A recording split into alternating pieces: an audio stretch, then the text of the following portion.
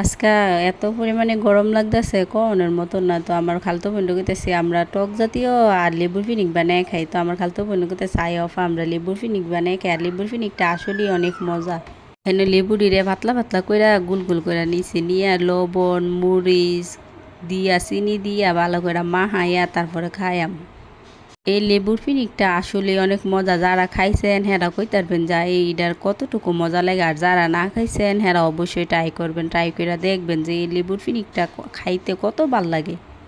হালকা টক হালকা মিষ্টি এরকম করে যখন মাখাইয়া খায় না আসলে অনেক ভাল লাগে। আর আমি মাখানোর আগেও একটা খাইয়া লাইতেছি, কারণ টক জিনিস দেখলেই তো জিবলার মধ্যে পানি আয় পড়ে। কার আগে কেডা খাইবো, সবাইরে দেওনের আগে আমি আগে একটা খাই লাইতেছি। আমার খালতো বোন করে সাফা তুমি খাইও না, আগে মাইক খালো, এর পরে খাইলে আর বেশি ভালো লাগবে। আমি আরও বেরিয়ে আগে রাখ, আগে একটা খাইয়া লই, খাই আসালে পরে মা খাইলে আবার খাই, আমি সমস্যা নেই। দেখেন মাহনের পরে কি সুন্দর একটা কালার আইছে, আর খাইতে এত ভালো লাগতেছে। যারা খাইছেন না অবশ্যই ট্রাই করেন তাড়াতাড়ি।